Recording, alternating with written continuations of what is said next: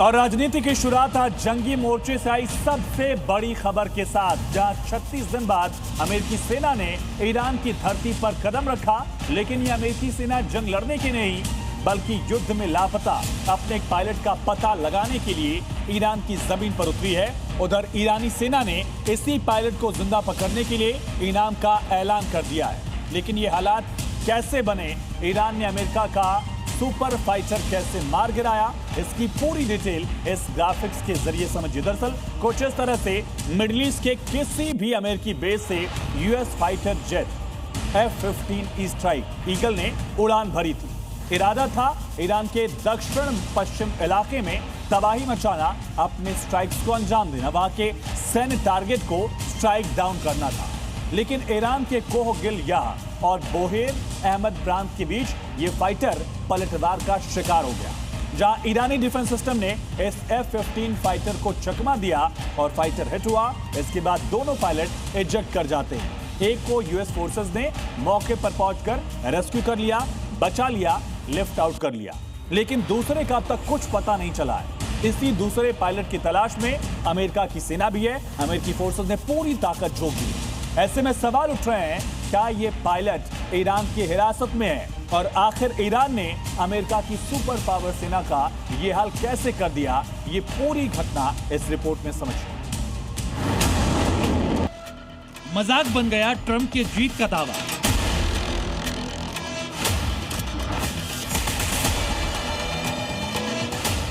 Iran ने निकाल दी अमेरिकी हथियारों की हवा।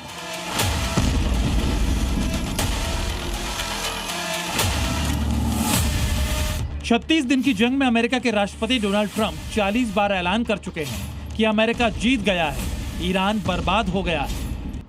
ट्रंप का दावा था ईरान के पास कुछ नहीं बचा, नेवी, आर्मी, एयरफोर्स सब खत्म। अब अमेरिकी फाइटर ईरान के आसमान में कहीं भी उड़ान भर सकते हैं।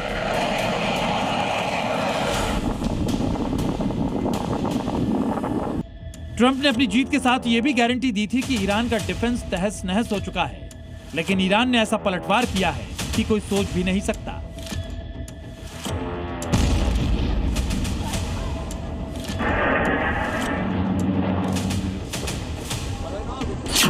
पांच हफ्ते तक बमबारी झेलने के बावजूद युद्ध के मैदान में ईरान ने 24 घंटे के अंदर एक नहीं 2 ऐसे कारनामे किए हैं कि डोनाल्ड ट्रंप से जवाब देते नहीं बन रहा है।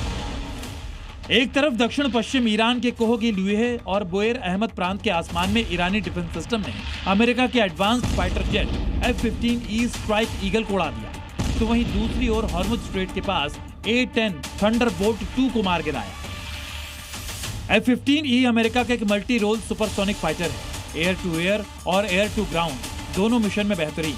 आवाज की रफ्तार से 2.5 से 3 गुना की तेज उड़ान भर सकता है। 10,500 किलो तक भारी भरकम बम और मिसाइल से लैस होता है। इसके बावजूद ईरानी सेना ने F-15 को हिट करके अमेरिका को सबसे बड़ा रियलिटी चेक दे दिया है। युद्ध में ईरान का प्रदर्शन देखकर पूरी दुनिया सोचने पर मजबूर है कि क्या ईरान ने अमेरिका की सुपर पावर वाली इमेज तोड़ दी? क्या डोनाल्ड ट्रंप ईरान की युद्ध नीति समझने में नाकाम है? क्योंकि अमेरिका का सिर्फ फाइटर प्लेन नहीं गिरा, बल्कि करीब 30 घंटे बीत जाने के बाद भी एक पायलट का कोई अता पता नहीं है। रिपोर्ट्स के मुताबिक कल दोपहर 12 से 2 बजे के बीच F-15E फाइटर प्लेन को ईरानी डिफेंस सिस्टम ने हिट किया। दोनों पायलट इजेक्ट हो गए। एक को मेडिकल सुपरविजन में रखा गया, जबकि दूसरे का पता लगाने के लिए अमेरिकी एयरफोर्स सर्च ऑपरेशन चला रही है। दावा है कि जंग में पहली बार अमेरिका की सेना ईरानी धरती पर उतर चुकी है और किसी भी तरह पायलट तक पहुंचने की कोशिश हो रही है। ईरान के जिस इलाके में फाइटर जेट को मार गिराया गया है वो पहाड़ी एरिया है। स्थानीय लोग भी पायलट की तलाश में जुटे हैं, लेकिन करीब 30 घंटे बाद भी पायलट की कोई जानकारी नहीं मिली। कुछ रिपोर्ट्स में दावा किया जा रहा है कि अमेरिका के दूसरे पावरफुल फाइटर A-10 थंडरबोल्ट 2 को भी ईरान ने उस वक्त टारगेट किया जब प्लेन लापता पायलट को ट्रेस करने के मिशन में जुटा था। एक्सपर्ट्स के मुताबिक ईरान के लिए ये कोई साधारण कामयाबी नहीं है। इसने अमेरिका को अपनी पूरी युद्ध नीति पर दोबारा सोचने के लिए मजबूर किया, क्योंकि ईरान यूएस फाइटर्स को रोकने के लिए सिर्फ पारंपरिक रडार पर निर्भर नहीं है। ईरानी सेना एडवांस्ड ऑप्टिकल और इंफ्रारेड सेंसर का इस्तेमाल कर रही है। लाइट और हीट को डिटेक्ट करके फाइटर्स को टारगेट किया जा रहा है और सबसे ज्यादा चौंकाने वाला खुलासा यह है कि इन फाइटर्स को तबाह करने में ईरान अपने स्वदेशी surface to air missile defence system Majid का भी इस्तेमाल कर रहा है। ऐसे में ट्रंप के सारे दावे एक झटके में ध्वस्त हो गए हैं और ईरानी सेना ने आसमान में अमेरिका को बड़ी चुनौती दे दी है। 36 दिन की जंग में खरबों डॉलर का नुकसान और अभी भी युद्ध में अजेय खड़ा है ईरान। ये ऐसे मुश्किल है जिसने अमेरिकी राष्ट्रपति को बुरी तरह फंसा दिया है। एक तरफ ट्रंप ईरान का ब्रिज उड़ाकर अपनी ताकत दिखा रहे हैं, तो ईरान ने भी एक ब्रिज के बदले मिडिल ईस्ट के 8 ब्रिज उड़ाने का टारगेट सेट कर दिया है। दरअसल ईरान के ब्रिज वॉर वाली लिस्ट में कुवैत का एक ब्रिज शेख जाबेर अल अहमद अल सबा सी ब्रिज शामिल है। कुवैत का ये ब्रिज जिसको ईरान तबाह करेगा, ये वार्निंग दी गई है। ईरान ने अपनी लिस्ट में यूएई के 3 ब्रिज शामिल किए हैं। शेख जायद ब्रिज, अल मक्ता ब्रिज और शेख खलीफा ब्रिज का नाम शामिल किया है। ऐलान किया है कि इसको हम तोड़ेंगे, इसको हम तबाह करेंगे, इस पर बम बरसाएंगे।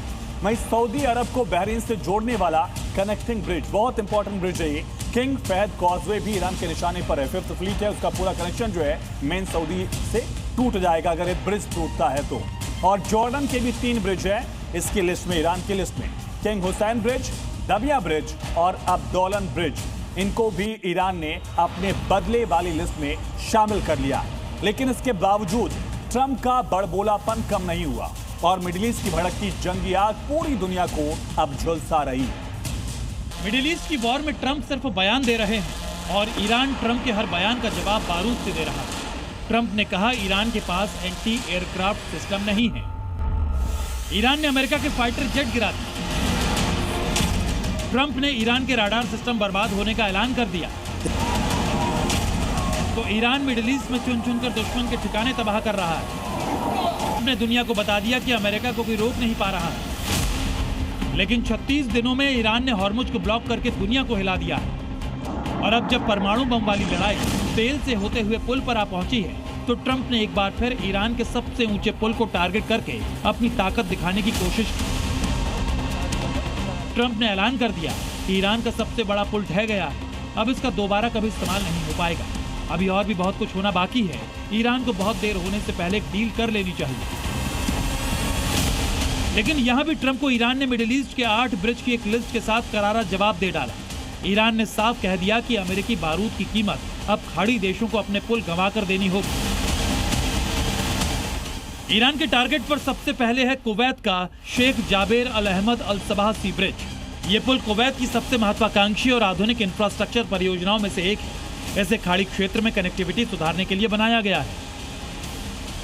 दुनिया के सबसे लंबे समुद्री पुलों में से एक ये पुल 36 किलोमीटर लंबा है। ये पुल कुवैत सिटी को उत्तरी इलाकों से जोड़ने का अहम काम करता है, साथ ही समय और ईंधन की भारी बचत करता है।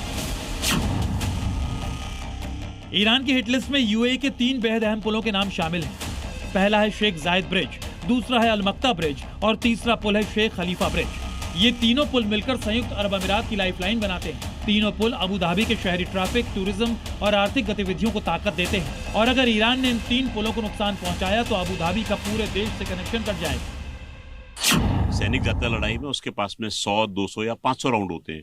उसके बाद में उसके राउंड्स को रिप्लेनिश करना पड़ता है। तो पीछे से अगर हथियार या एम्युनिशन नहीं पहुंचेगा तो सैनिक आगे लड़ नहीं सकता। तो आपने एक तरीके से सैनिक को निहत्ता, निरस्त्र, भूखा और सब चीजों से महरूम कर दिया।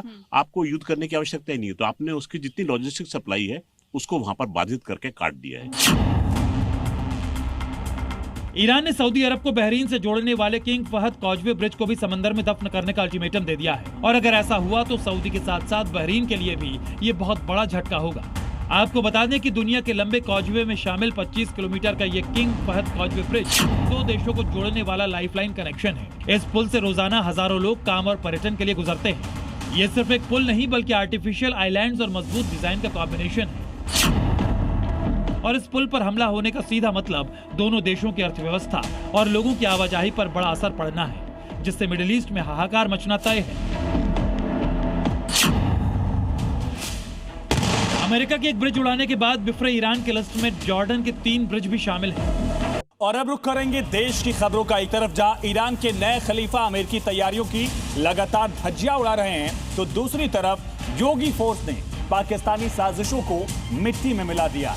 यूपी एटीएस ने मेरठ और ग्रेटर नोएडा के 4 देशद्रोहियों को गिरफ्तार किया जो पाकिस्तानी आतंकियों के इशारे पर देश में दहशत फैलाने की साजिश कर रहे थे, लेकिन उनके कुछ करने से पहले ही योगी फोर्स ने इनको धर दबोचा है, इनकी सही जगह इनको पहुंचा दिया। योगी फोर्स के शिकंजे में मुनीर के मोहरे।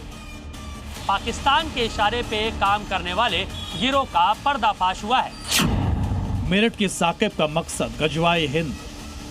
देश में आगजनी और तमाम ऐसी घटनाओं को अंजाम देने के फिराक में था। AK-47 लहराते इस शख्स का नाम है साकिब उर्फ डेविड, जो पाकिस्तान में बैठे आतंकियों और कट्टरपंथियों के इशारे पर हिंदुस्तान को दहलाने की नापाक साजिश रच रहा था। इस पूरे गिरोह का मास्टरमाइंड साकिब उर्फ डेविल है, जो मेरठ का रहने वाला है, मगर महाराष्ट्र में सैलून चलाता था और टेलीग्राम, सिग्नल, इंस्टाग्राम जैसे ऐप के जरिए पाकिस्तानी हैंडलर्स के लिए भारत विरोधी गतिविधियों में जुटा था। यूपी एटीएस की माने तो साकिब सीधे ISI के लिए काम कर रहा था। जांच में यह खुलासा हुआ कि ये लोग प्रतिष्ठित संस्थानों, वाहनों और रेलवे के सिग्नल बॉक्स में आगजनी करके दहशत फैलाते थे। इन घटनाओं के छोटे छोटे वीडियोस बना के पाकिस्तान भेजते थे। इस देश विरोधी ग्रुप में कुल 4 लोग थे, जिसे साकिब लीड करता था।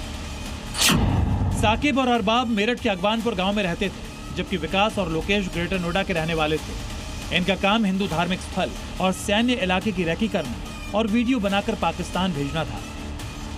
जी न्यूज की टीम जब साकिब और अरबाब के गांव पहुंची और उनके परिवार से पूछताछ की, तो कोई भी इनके देश विरोधी गतिविधियों में शामिल होने की बात मानने को तैयार नहीं हुआ। तमाम अलग अलग जगहों पर वीडियो बनाकर वो भेजता था। देखो जी, आज तक कोई बात ऐसी नहीं देखी हमने, ना मोबाइल में बात देखी आज तक हमने। तो आपको कैसे पता चलेगा जब आप उसके मोबाइल देखे? आपने मोबाइल देखा था उसको? मोबाइल तो कई बार देखा था उसका, लेकिन आज तक ऐसी कोई वो नहीं। और ना ही तुम गांव में पता ले लो, ये तो फिलहाल में बना जो भी कुछ मामला बना। पूरे गांव से सर्वे कर लो, अगर मेरे लड़के को गांव गलत बतावे तो गोली मरवा दो, कोई दिक्कत नहीं, फांसी लगवा दियो बस। आपको लगता है कि अरबाब ने ऐसी कोई गलती की होगी? नहीं। मगर एटीएस की माने तो साकिब ने पाकिस्तानी हैंडलर्स के कहने पर गाजियाबाद, लखनऊ और अलीगढ़ की रेकी की थी और कुछ जगहों पर छोटी मोटी हिंसक घटनाओं को भी अंजाम दिया था। जांच में सामने आया है कि ये गिरोह पाकिस्तानी हैंडलर्स के संपर्क में रहते थे, वीडियो बनाकर पाकिस्तानी हैंडलर्स को भेजते थे, संवेदनशील ठिकानों को टारगेट कर रहे थे, रेलवे ट्रैक को सिग्नल बॉक्स पर धमाके की योजना बना रहे थे, जिसके एवज में इन्हें QR कोड के जरिए पैसे मिलते थे। इन देश विरोधी गतिविधियों के लिए साकिब ने ही पहले अपने गांव के अरबाब को जोड़ा और फिर ग्रेटर नोएडा के विकास और लोकेश को भी अपने गैंग में शामिल कर दिया। लोकेश उर्फ पप्पल पकड़ा गया है, उसे हिरासत में लिया गया है। कभी कोई शक वक हुआ आपको? कोई ऐसा नहीं, आज तक कोई शक नहीं कैसा भी। तो अब ये परिवार का कहना है कि कभी कोई ऐसी गतिविधि में नहीं दिखा, लेकिन जो जांच एजेंसियां हैं उनका कहना है कि बहुत सारी ऐसी गतिविधियां थीं जिसमें वो लिप्त था। साजिश रचना और देश में दहशत फैलाने के मामले और आरोप लगे हैं। ये चारों देशद्रोही पाकिस्तान के कुख्यात आतंकी अबू बकर के संपर्क में थे और उसी के इशारे पर भारत में भय का माहौल बनाने में जुटे थे। मगर योगी फोर्स ने साकिब के साथ इसके पाकिस्तानी आका के मंसूबों पर भी पानी फेर दिया। मेरठ से राजू राज और नोएडा से अनुराग मिश्रा के साथ ब्यूरो रिपोर्ट, जी मीडिया। और अब बात उत्तराखंड में धामी के ऑपरेशन लंगड़ा की। देहरादून पुलिस ने रिटायर्ड ब्रिगेडियर को गोली मारने वाले 2 आरोपियों को मुठभेड़ के बाद गिरफ्तार कर लिया और इस दौरान एक आरोपी पैर में गोली लगने के बाद लंगड़ा बन चुका है। यानी धामी सरकार अपराधियों से निपटने के लिए यूपी मॉडल पर लगातार काम कर रही है। योगी का मॉडल अब उत्तराखंड में भी दिख रहा है। देखिए। आज के बाद निकलने कैसी गलती सर? अपनी होगी सर, गलती होगी सर, मुझे माफ कर दो। पैर में गोली, पुलिस वालों के कंधों के सहारे लंगड़ाता अपराधी, जुबान पर माफी। सर गलती होगी सर, मुझे माफ कर दो। सर गलती होगी सर, मुझे माफ कर दो। ऐसी तस्वीरें आपने यूपी से खूब देखी होंगी, लेकिन अब उत्तराखंड में भी धामी के धुरंधरों ने ऑपरेशन लंगड़ा शुरू कर दिया, जिसका नया टारगेट बना देहरादून में ब्रिगेडियर का हत्यारा, नाम मोहम्मद कवीश हुसैन, जो 6 दिन से पुलिस को चकमा देकर भागता फिर रहा था, अब अपने पैरों पर चलने लायक भी नहीं रहा। जैसे ही कवीश हुसैन का सामना धामी फोर्स से हुआ तो भागना तो दूर, चलने के लिए भी उसे पुलिस के कंधों का सहारा लेना पड़ा। सिर्फ उसकी जुबान चल रही थी, वो भी माफी मांगने के लिए। गलती हो गई सर, आज के बाद निकलने कैसी गलती सर? हेलो सर, वापसी रेंज में ब्रिगेडियर साहब को गोली लग गई थी सर। सर नहीं होने सर, गलती हो गई सर, मुझे माफ कर दो। यहाँ तक कि अस्पताल के बेड पर लेटे लेटे भी पुलिस के सामने हाथ जोड़कर गिड़गिड़ाता नजर आया। धामी फोर्स के साथ ये मुठभेड़ देहरादून के राजपुर इलाके में हुई। उत्तराखंड पुलिस ब्रिगेडियर हत्याकांड के आरोपियों की तलाश में जगह जगह चेकिंग अभियान चला रही थी और इसी दौरान राजपुर में पुलिस ने जब अपराधी कविश और उसके साथी को रोकने की कोशिश की तो फायरिंग कर भागने की वो कोशिश करने लगे, लेकिन पुलिस की जवाबी कार्रवाई में घायल हुआ और फिर दोनों को गिरफ्तार कर लिया गया। 30 मार्च को देहरादून में सफेद रंग की एसयूवी का पीछा काले रंग की एसयूवी कर रही थी। इस बीच काली गाड़ी के अंदर बैठे युवकों ने गोलियां चलाई, जिससे मॉर्निंग वॉक कर रहे रिटायर्ड ब्रिगेडियर मुकेश जोशी को गोली लग गई और अस्पताल में उनकी जान चली गई। दो गुटों में विवाद की शुरुआत नाइट क्लब में बिल को लेकर हुई थी। इसमें बेकसूर रिटायर्ड ब्रिगेडियर की जान चली गई, जिसके बाद धामी फोर्स एक्शन में थी। 6 दिन के अंदर 9 आरोपी गिरफ्तार हो चुके हैं, जबकि एक बदमाश एनकाउंटर के बाद लंगड़ा हो चुका है। सर गलती हो गई सर, मुझे माफ कर दो। ब्यूरो रिपोर्ट, जी मीडिया। और अब रुख करेंगे बंगाल का, जहां चुनाव हो और हिंसा न हो, ये भला कैसे मुमकिन है।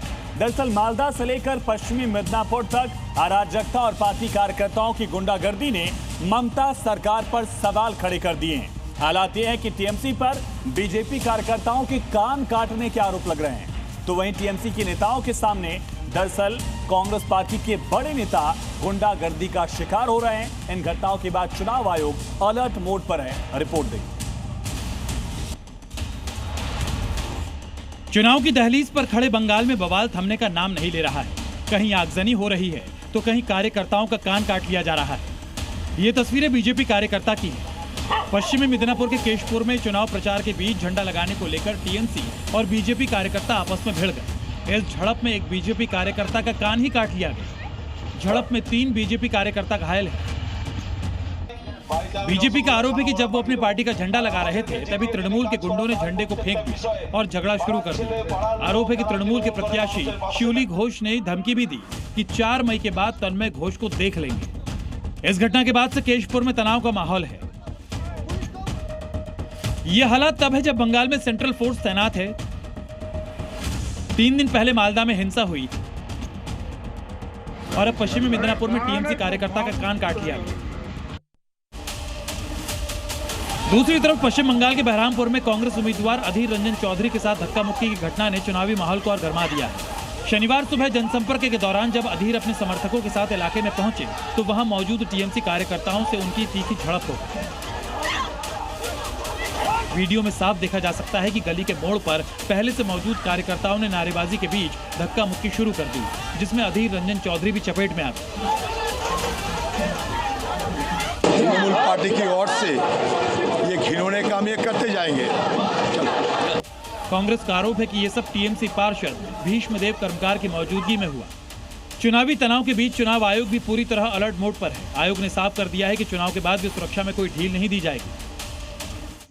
करीब 500 कंपनियां केंद्रीय सुरक्षा बल यानी सीएपीएफ की कानून व्यवस्था बनाए रखने के लिए तैनात रहेंगी। इसके अलावा 200 अतिरिक्त कंपनियां ईवीएम, स्ट्रांग रूम और काउंटिंग सेंटर की सुरक्षा में लगाई जाएंगी। आयोग का कहना है कि निष्पक्ष और शांतिपूर्ण चुनाव उसकी सर्वोच्च प्राथमिकता है। अब देखना होगा कि चुनाव आयोग के सख्त इंतजाम इस सियासी तपिश को कितना काबू में ला पाते हैं, क्योंकि ऐसी घटनाओं पर चुनाव आयोग लगातार नजर बनाए हुए है। ब्यूरो रिपोर्ट, जी मीडिया। और अब बात जी न्यूज की खबर के बड़े असर की। रियल एस्टेट सेक्टर की नामी कंपनियों एक्सपीरियन डेवलपर्स और एक्सपीरियन कैपिटल पर धोखाधड़ी के आरोपों के खिलाफ कार्रवाई शुरू हो गई। दिल्ली पुलिस की आर्थिक अपराध शाखा ने 630 करोड़ रुपए से ज्यादा की जमीन से जुड़े मामले में एफआईआर दर्ज कर ली है। क्या थी ये धोखाधड़ी और कौन कौन इसमें शामिल था, ये रिपोर्ट देखिए। जी न्यूज खबर दिखाता है तो असर होता है। बिल्डर के करप्शन के आरोप पर होगी कार्रवाई।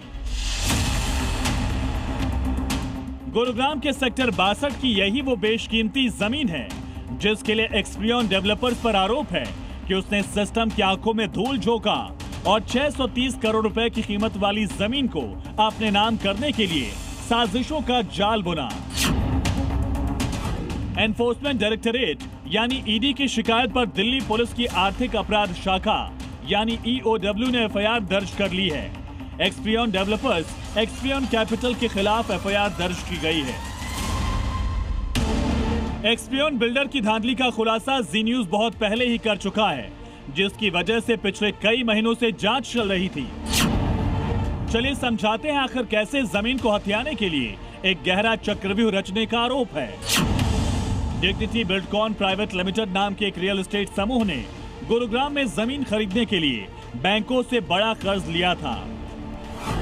डिग्निटी बिल्डकॉन ने स्टैंडर्ड चार्टर्ड बैंक और ब्लैकस्टोन जैसी कुल 6 संस्थाओं से 992 करोड़ रुपए से ज्यादा का लोन लिया था।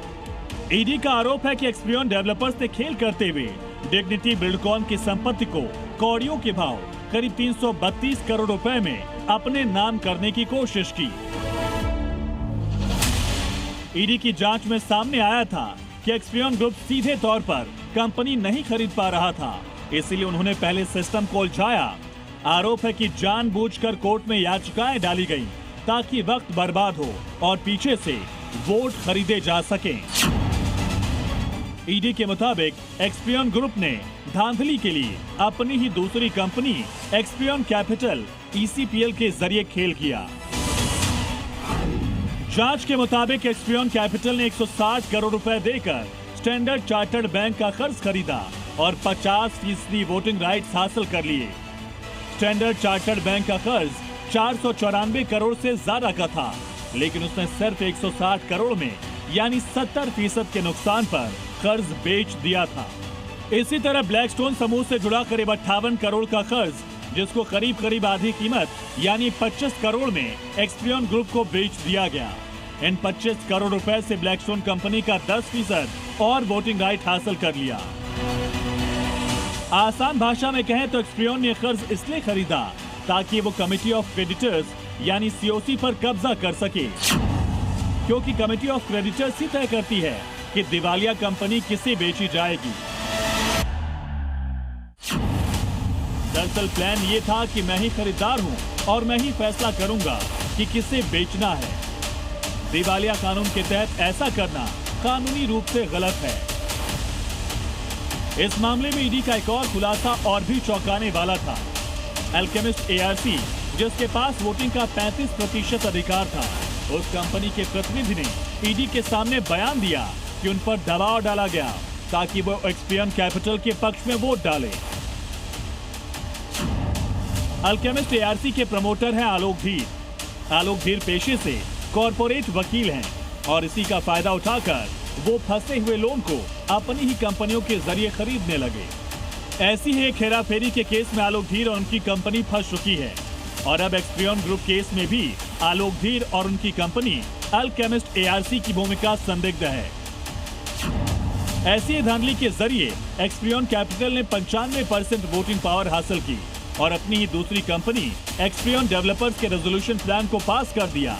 और जांच में सामने आया था कि ऐसा करने के लिए उसने साम और दाम का सहारा लिया। इस घोटाले में एक और खेल खेला गया। गुरुग्राम के सेक्टर 62 की जिस 9.32 एकड़ जमीन के लिए ये पूरी बिसात बिछाई गई, वो जमीन ईडी पहले ही जब्त कर चुकी थी। वो जमीन रेलिगेयर फिनवेस्ट घोटाले के पैसों से थी। ईडी का कहना है कि एक्सपीरियन ग्रुप ने ट्रिब्यूनल से बात छिपाई। एक्सपीरियन ग्रुप पर दिवालिया प्रक्रिया का गलत इस्तेमाल कर सस्ती कीमत पर जमीन हासिल करने की कोशिश करने का आरोप है। इसकी जांच अब दिल्ली पुलिस की आर्थिक अपराध शाखा के पास है। परत दर परत खुलेगी और इस धांधली में शामिल कंपनियों और व्यक्तियों के खिलाफ चार्जशीट तय करेगी, जिसके बाद कोर्ट इसमें शामिल दोषियों को सजा सुनाएगी। परिवेश वात्स्यायन, स्पेशल इन्वेस्टिगेटिव टीम, जी मीडिया। और अब बात दुबई की प्रॉपर्टी की। ईरान के खिलाफ जंग अमेरिका और इजराइल ने शुरू किया, लेकिन इस जंग ने मिडिल ईस्ट पर बर्बादी की बारिश शुरू कर दी है। दरअसल हालात ये हैं कि ईरान और इजराइल की लड़ाई में दुबई को बड़ा नुकसान उठाना पड़ रहा है। दुबई का प्रॉपर्टी मार्केट क्रैश होने की कगार पर है। दुनिया भर के अमीर अपनी इन्वेस्टमेंट दुबई से निकालकर दुनिया के दूसरे हिस्सों में लेकर आखिर क्यों जा रहे हैं, देखिए। Dubai, city of gold, city of dream, pearl of gulf, middle east का सबसे खूबसूरत और महंगा शहर।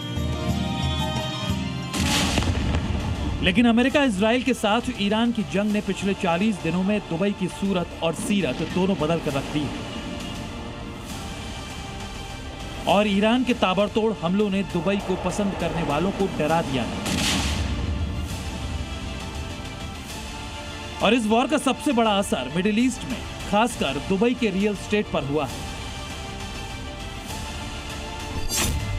रिपोर्ट्स के मुताबिक दुबई का प्रॉपर्टी बाजार 35 से 45% तक गिर चुका है। इसमें सेंट्रल दुबई का शेख जायद रोड और बुर्ज खलीफा शामिल है। साथ ही अल मर्जन आइलैंड के कसीनो और टूरिज्म प्लान को भी बड़ा झटका लगा है। इसके अलावा दुबई में किराए के मकानों की मांग भी तेजी से घटी है और अब तक करीब 75,000 से 80,000 बुकिंग्स रद्द हो चुकी है।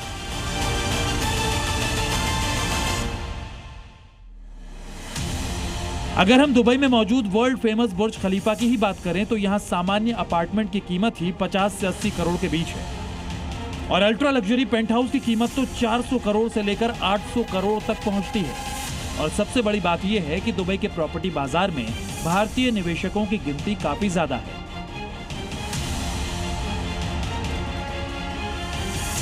लेकिन अब वॉर के हालातों के बीच दुबई में बड़े रियल एस्टेट निवेशक धीरे धीरे अपना इन्वेस्टमेंट निकाल रहे हैं। खबरों के मुताबिक कई बड़े सेलिब्रिटीज जो दुबई में रह रहे थे वो भी अब वहां से अपना निवेश हटाकर दूसरे देशों की तरफ जा रहे हैं और दुबई से हटने का मन बना चुके अमीर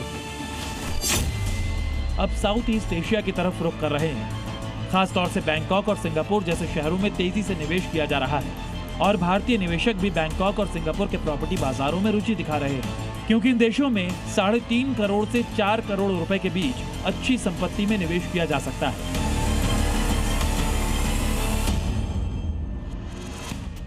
आज की तारीख में बैंकॉक और सिंगापुर जैसे देशों में पर्यटन उद्योग मजबूत है और यहाँ किसी बड़े संघर्ष के हालात भी नहीं है, इसलिए निवेशकों को यहाँ निवेश अधिक सुरक्षित लगने लगा है। इतना ही नहीं, दुबई के प्रॉपर्टी बाजार में पैसा लगाने वाले बहुत से भारतीय अब देश की तरफ लौट रहे हैं और दिल्ली एनसीआर जैसे इलाकों में भी प्रॉपर्टी खरीद रहे हैं। यानी दुबई में मचे घमासान ने दुनिया के दूसरे देशों के बाजारों को उभरने का एक मौका दे दिया है। Bureau report. और अब बात पड़ोसी मुल्क पाकिस्तान की, जहां इस वक्त 25 करोड़ जनता का हाल बुरा है। हालात ये हैं कि खुद पाकिस्तानी कह रहे हैं कि पाकिस्तान जहन्नुम बन चुका है। शहबाज शरीफ और मुनीर ने युद्ध के बीच लोगों को मरने के लिए छोड़ दिया। एक तरफ जनता का आक्रोश तो दूसरी तरफ आतंकियों को पालने वाले भिखारी पाकिस्तान के सामने एक नया चैलेंज खड़ा हो गया है। आखिर पाकिस्तान की नई मुसीबत क्या है? शहबाज मुनीर की सत्ता पर तलवार क्यों लटक रही है? पूरी डिटेल इस रिपोर्ट में देखिए। 500 के पेट्रोल पर घमासान, जहन्नुम बना पाकिस्तान। यूएई ने मांग लिया कर्जा, जिन्ना लैंड का क्या होगा? इस वक्त 25 करोड़ पाकिस्तानियों का खून उबल रहा है क्योंकि ईरान युद्ध की गर्मी सबसे ज्यादा यही महसूस हो रही है। बिना बम बारूद या किसी जंग के ही पाकिस्तान तेजी से तबाही के रास्ते पर आगे बढ़ रहा है। शहबाज सरकार के लिए हालात आउट ऑफ कंट्रोल हो गए हैं। पूरे मुल्क में कोहराम मचा हुआ है। हालात ये है कि शहबाज शरीफ को कुछ समझ नहीं आ रहा। 2 अप्रैल को पीएम शहबाज ने दूसरी बार पेट्रोल के दाम बढ़ाने का ऐलान किया। पेट्रोल की कीमत में 137.24 रुपए प्रति लीटर बढ़ाए गए, लेकिन 24 घंटे बाद शहबाज को यू टर्न लेना पड़ा और आज सुबह 80 रुपए की कटौती का ऐलान कर दिया गया। 80 रुपए की कमी होने के बावजूद पाकिस्तान में इस वक्त पेट्रोल की कीमत 378 रुपए प्रति लीटर है और जनता का आक्रोश बता रहा है कि शहबाज मुनीर के मुल्क में किसी भी वक्त गृह युद्ध के हालात बन सकते हैं। लोगों का आक्रोश देखकर पीएम शहबाज अपनी सत्ता बचाने के लिए नए नए पैंतरे अपना रहे हैं। पेट्रोल पर यूटर्न के साथ ही शहबाज ने ऐलान किया कि कैबिनेट मंत्री अगले 6 महीने तक सैलरी नहीं लेंगे। पाकिस्तानी सरकार के फैसले से सिर्फ 20 से 30 करोड़ रुपए की बचत हो सकती है, 25 करोड़ जनता के लिए जिसका कोई मतलब नहीं। सच्चाई यह है कि हर मोर्चे पर फेल हो रही शहबाज सरकार ने ऐसे कदम उठाकर आवाम को झांसा देने की कोशिश की, लेकिन शहबाज और मुनीर इतनी आसानी से बचकर निकल नहीं पाएंगे क्योंकि दलाली के चक्कर में पाकिस्तान बुरी तरह फंस गया है। युद्ध के बीच पाकिस्तान पर भड़के यूएई ने अपना $3.5 अरब का कर्ज वापस मांग लिया। हैरानी की बात यह है कि पाकिस्तान यूएई के पैसे समय पर लौटाने का दावा कर रहा है। पाकिस्तान ने कहा कि अप्रैल में अलग अलग चरणों में कर्ज चुका दिया जाएगा। अगले हफ्ते करीब $450 मिलियन चुका दिए जाएंगे। महीने के अंत में $2 अरब और उसके बाद $1 अरब का भुगतान कर दिया जाएगा। दरअसल अमेरिका और ईरान के बीच पाकिस्तान के मध्यस्थ बनने की कोशिश यूएई को समझ नहीं आ रही। यूएई का पाकिस्तान से भरोसा उठ चुका है, इसीलिए उसने कंगाल पाकिस्तान को पैसा लौटाने का अल्टीमेटम दे दिया। जवाब में पाकिस्तान सरकार ने कहा कि हम अपनी राष्ट्रीय गरिमा से समझौता नहीं करेंगे और कर्ज वापस किया जाएगा। अब सवाल यह है कि भिखारी पाकिस्तान इतने पैसे कहां से जुटाएगा? ये सवाल पाकिस्तान की आवाम पूछ रही है कि आखिर शहबाज और मुनीर कर क्या रहे हैं। एक तरफ पैसे लौटाने की हो रही है तो दूसरी तरफ बेबस जनता को महंगाई से मरने के लिए मजबूर किया जा रहा है।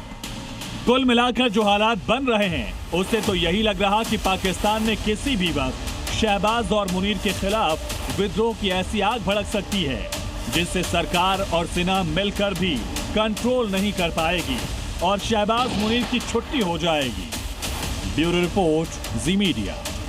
बात ईरान के उस हथियार के जो इजराइल के लिए वर्षों से सिर दर्द बना हुआ है। हम बात कर रहे हैं हिजबुल्लाह की, जिसकी बारूदी सुरंग इजराइल में तबाही मचा रही है।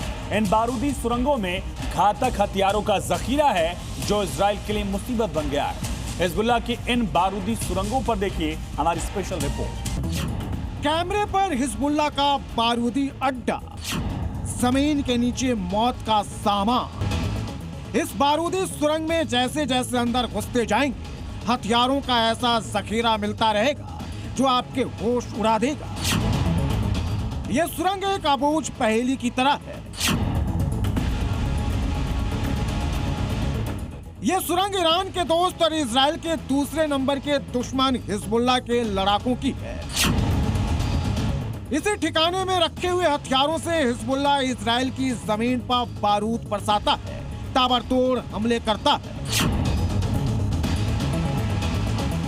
इन्हीं सुरंगों में छिपा है हिजबुल्लाह की ताकत का राज। इन्हीं सुरंग में रखा है इजराइल पर हमले का सामान। यहीं बनती है इजराइल पर अटैक की रणनीति।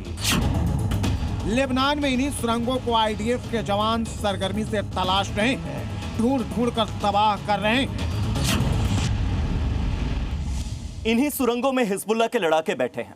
ये सुरंगें नहीं बल्कि हिजबुल्लाह का सैन्य ठिकाना है, सैन्य नेटवर्क है और इन सुरंगों में तमाम वो सुविधाएं मौजूद हैं जो किसी देश के आर्मी के कमांड सेंटर में मौजूद होती हैं। यह कोई आम सुरंग नहीं है, इसे आप सैन्य कमांड सेंटर कह सकते हैं क्योंकि ये सुरंगें हिजबुल्लाह के सैन्य बुनियादी ढांचे का महत्वपूर्ण हिस्सा है। इन सुरंगों में हिजबुल्लाह की मिसाइलें, रॉकेट लॉन्चर, बम बारूद, योजना बनाने के लिए कमांड सेंटर। कई सुरंगों में barrack, kitchen, bathroom, shower, ventilation system, बिजली, पानी की टंकी और मेडिकल क्लिनिक जैसी सुविधाएं हैं। कुछ सुरंगें पहाड़ी चट्टानों में 40 से 100 मीटर या उससे ज्यादा गहरी है। बताया जाता है कि इन सुरंगों का निर्माण 1980 के दशक में शुरू हुआ था। 2006 के युद्ध में हिजबुल्लाह ने इन सुरंगों के दम पर ही इजराइल पर जोरदार हमले किए थे, जो इस युद्ध में भी जारी है। कुछ रिपोर्ट बताती है कि ये सुरंगें ईरान और उत्तर कोरिया की मदद से बनाई गई। हिजबुल्लाह की ज्यादातर सुरंगें दक्षिण लेबनान में है। ये वो इलाका है जो इजराइल के बॉर्डर से मिलता है। यहाँ कोई एक दो सुरंग नहीं बल्कि ऐसी सुरंग इस इलाके में भरी पड़ी है।